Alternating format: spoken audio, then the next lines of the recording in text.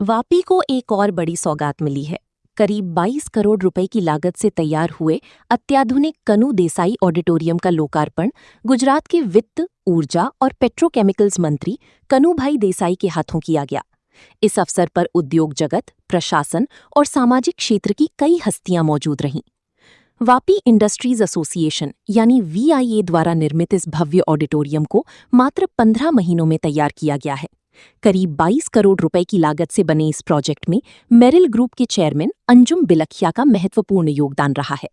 Via अध्यक्ष सतीश पटेल ने मंच से मेरिल ग्रुप और अंजुम बिलखिया का विशेष आभार व्यक्त करते हुए कहा कि उनके सहयोग से ये सपना साकार हो पाया है। आधुनिक सुविधाओं से सुसज्जित इस ऑडिटोरियम में एक साथ लगभग 750 लोगों के बैठने की क्षमता है। हॉल को अत्याधुनिक अकॉस्टिक तकनीक से तैयार किया गया है, जिससे सांस्कृतिक, शैक्षणिक और औद्योगिक कार्यक्रमों का बेहतर आयोजन किया जा सकेगा। ऑडिटोरियम की लॉबी और इंटीरियर में गुजरात की समृद्ध संस्कृति की झलक भी देखने को मिलती है, जो इसकी खूबसूरती को और बढ़ाती है। लोकार्पण समारोह में मंत्री कनूभाई देसाई ने इस पहल की सराहना करते हुए कहा कि ये ऑडिटोरियम वापी के विकास और सांस्कृतिक गतिविधियों को नई पहचान देगा। वीआईए के पदाधिकारियों ने बताया कि ये ऑडिटोरियम केवल उद्योग जगत के लिए ही नहीं, बल्कि स्कूलों, कॉलेजों, सामाजिक संस्थाओं और सांस्कृतिक कार्यक्रमों के लिए भी उपयोगी साबित होगा। 22 करोड़ रुपए की लागत से बना ये आधुनिक कनू देसाई ऑडिटोरियम अब वापी की नई पहचान बनने जा रहा है, जो शहर के विकास और सांस्कृतिक गतिविधियों को नई ऊंचाइयों तक पहुंचाएगा। વાપી ઓડિટોરિયમનું જે ઉદ્ઘાટન થયું છે એ માટે વાપીના ઇન્ડસ્ટ્રીયલિસ્ટોને, મિત્રોને ખાસ હું અભિનંદન આપું છું. અને કનુભાઈ જે આપણા માટે કર્યું છે અહીંયા વાપી અને વલસાડ અને ગુજરાત માટે, એના માટે એક ખાલી નામ રાખે નાનું એવું આપણે પુષ્પગુચ્છ આપી રહ્યા છીએ એને. અને આફ્ટર ઘણા બધા સમજાવ્યા પછી એને એનું નામ આપવા માટે મંજૂર કર્યું. તો આપણે કનુભાઈ સાહેબનો ખૂબ ખૂબ આભાર માનીએ છીએ. અને બસ આપણી વાપીની પ્રગતિ થતી રહે, બધા સાથે હળી મળીને આ દેશમાં જેટલું આત્મનિર્ભર કરી શકે, જેટલું સારું કામ કરી શકે એટલું કરી અને દેશને મહાન બનાવીએ.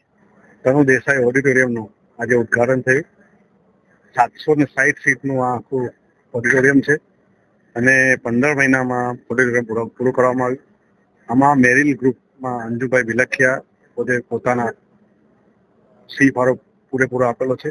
22 કરોડ જેટલી માત્ર રકમ અને એમના જ કહેવાથી આ કનુ દેસાઈનું નામ આપવામાં આવેલું છે. આજે વાપી ઇન્ડસ્ટ્રી એસોસિએશનના જૂનું જે ઓડિટોરિયમ હતું તોડી નાખીને અમે 15 મહિનામાં મોટું ઓડિટોરિયમ ઊભું કર્યું છે.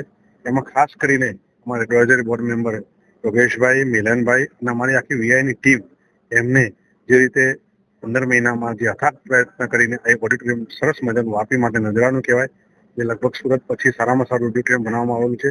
તો તમે બહાર એનો લુક જુઓ, એનો અંદરની બધી સીટિંગ એરેન્જમેન્ટ આખું ઇકોસ્ટિક, અને તમે બહાર જઈને લોબી છે એમાં આખું ગુજરાતનું કલ્ચર બી અહીંયા તમને આ જોવા મળશે.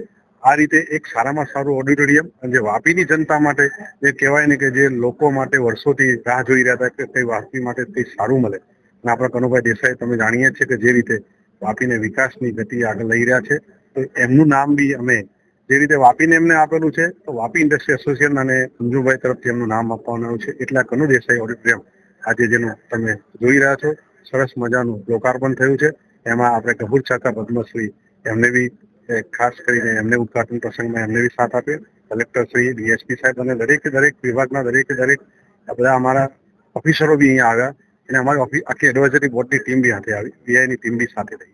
જયારે આ બનાવવાનો વિચાર કર્યો વીઆઈ દ્વારા, ત્યારે આશરે 10 થી 15 કરોડનો વચ્ચેનો અંદાજ માંડવામાં આવ્યો હતો. પછી જોતા તો બહુ થતો નહીં. તો આજે ઇન્ડસ્ટ્રી તરફથી ફાળો લાવવો મુશ્કેલ હતો, કારણ કે એસોસિએશન તો 1000 રૂપિયાના મેમ્બરની ફીથી ચાલે, અને ઇન્ડસ્ટ્રીમાંથી કરવા પડે. એટલે અમે જે આપણા સૌથી બધાના સી એટલે મુગટ વાળા કહેવાય એવા મેરિલ ગ્રુપના સંપર્કમાં ગયા, અંજુભાઈને વિનંતી કરી કે અંજુભાઈ આવું એક અમે તો અગાઉ પણ આપણે મુક્તિધામની બનાવ્યું, તો આમાં તમે અમને મદદ કરો અને મેરિલનું નામ આપીને કરો. તરત તેઓ તૈયાર થઈ ગયા.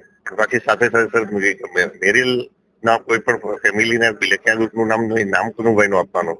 ત્યારે પણ મેં એમને સવાલ કર્યો. તેમણે કીધું કે કનુભાઈએ જે આખા ગામ માટે, આપણા સૌના વિકાસ માટે કાર્ય કર્યા છે, તો આપણે શું આપી શકીએ? તો આપણે એમની હંમેશા યાદગીરી રહે એના માટે એનું નામ આપીએ ને. આજે આધુનિક જે તૈયાર થયેલું ઓડિટોરિયમ છે, આપ સૌ જાણો છો, અહીંયા આવો જ છો, સ્કૂલના, સમાજના, સામાજિક ફંક્શન બધા માટે આપણે બધાને આપીએ છીએ. ખાલી ઇન્ડસ્ટ્રી પૂરતું જ નથી પણ સમગ્ર આ વિસ્તારની જનતાને આનો લાભ મળે એવું આજે ઓડિટોરિયમ બની ગયું છે.